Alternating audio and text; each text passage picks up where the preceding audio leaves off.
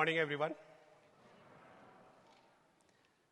A man who was in prison for 27 years in South Africa, when he was finally released, he had every reason to feel angry and get revenge on those who unjustly deprived him of his freedom.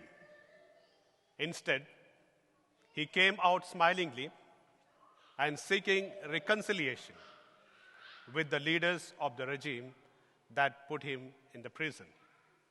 And thus, he became the cornerstone of a new South Africa. And you know him. You know him, right? He is Nelson Mandela. He was the greatest leader of his time. If he had harbored bitterness, who knew what would have happened? The media and the movies today depicts that justice can be gained by fight, force, and revenge. Why do people seek revenge? Do you know what is the reason behind this revenge? Anyone who knows what is the reason? The simple reason is because we are angry or there is a hatred in our heart. Anger is one of the dangerous impulses which must be handled with respect. I know when we are angry or we are hurt, it is very, very difficult to forgive. But Nelson Mandela understood that the only powerful weapon that can bring peace, harmony, justice, and brotherhood is through reconciliation and forgiveness. Because reconciliation restores relationships. And God, who is loving, He hates anger and hatred, and He takes seriously. That is why Jesus came to proclaim that if your brother has something against you, leave your gifts there in front of the altar and first go and reconcile with them. Then come and offer your gifts to God. Here Jesus is trying to explain to us that there are three types of anger. The anger in heart.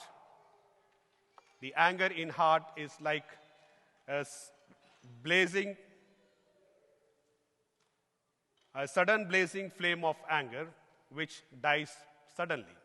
And this can be seen in the small kids, small children. They are angry and next day they are happy with the same person. No problem at all. But there is an anger called surge of anger which boils inside of a person, and it always lingers on the person. That's why the heart seeks revenge and refuses to forgive. The second type of anger is anger in speech. And today's gospel we heard, raka or fool. It's the using of words which are just like insulting or damaging the reputation of a person. And third type of anger is anger in action. It's a sudden outburst of uncontrollable anger, often results in physical assault or abuse. Jesus, with today's gospel, emphasizes that long-lasting anger destroys relationship. And that's why St. Paul advises us through Ephesians 4:26, where he says, even if you're angry, you should not sin. Even if you're angry, you should not sin. If we keep anger in our heart, actually we are unnecessarily inviting a lot of sicknesses. Physical illness like hypertension, mental illness or psychological illness like stress or depression, spiritual illness like lack of peace and serenity in our life. Do we really need such kind of sicknesses? How many of you like to have such kind of sickness? Nobody likes. No one likes that their life should be full of illness or sickness, whether it is physical, mental, psychological, or spiritual. Then why are we so much investing in our life to increase the credit points or the scores? Today, people are a little bit of crazy about increasing their points in their credit cards. No problem at all, but not in life. We should not increase our scores in life with these mental, physical, and psychological illnesses. God, who has given everything freely, he says, life and death are set before you. Whichever you prefer will be given to you. Therefore, make a right choice when you are angry. Pause before acting on anger. Give it time to detoxify or cool off. Pray to God for strength of self-control, or give the Holy Spirit time to help you to see the events in the eyes of God or with the eyes of Jesus, than instead of seeing the events through anger.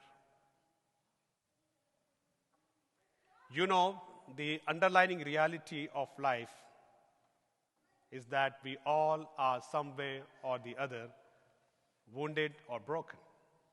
Our life at times looks like in a mess. It is all because we are at times unwilling to walk through the pains and get through the other side of life, letting everything go in forgiveness. Therefore, we must make a courageous leap into the dark, for there is no relationship that is so broken that God cannot restore. Forgiveness is a painful experience. And if we understand that every patient who is in the hospital knows that the therapeutical surgery is a painful process. But he also knows that a successful surgery will bring him a healthy physical life. It is same with forgiveness and reconciliation. Christ who came to do the same. He has come to do a cardiological surgery of our heart through the process of forgiveness and reconciliation. What is reconciliation basically? Reconciliation basically simply means that it's a building of relationship of love and clearing of blockages and bondages to receive God's love and be an instrument of grace to humanity. One thing is sure, that we cannot change the person. But another thing is rightly sure, 100% sure, that we can pray for the person and allow God to purify us. To purify us, and He will surely transform us. As Catholics and Christians, we are known as people of kingdom, or kingdom people. And if we are kingdom people, we are not here for or about anger management. We are not for anger management. Kingdom people are meant for reconciliation and restoration of relationship one another.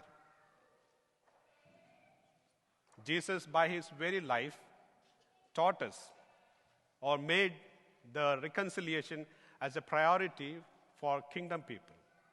Therefore, let us restore our relationship by frequent reception of what we say the sacrament of confessions, or offer a mass intention of reconciliation, and make peace and make harmony with everyone, whether they are seen or not seen, whether they are far or near, friends or foes, living or dead, or born or unborn, and have the experience of physical wellness, mental stability, psychological comfort, and spiritual quietness.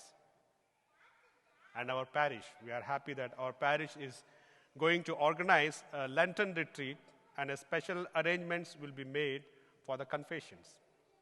It's really a great opportunity for us, dear brothers and sisters, to get rid of these blockages and brokenness and launch a loving relationship with God, with our human beings, and with nature, because reconciliation restores relationships.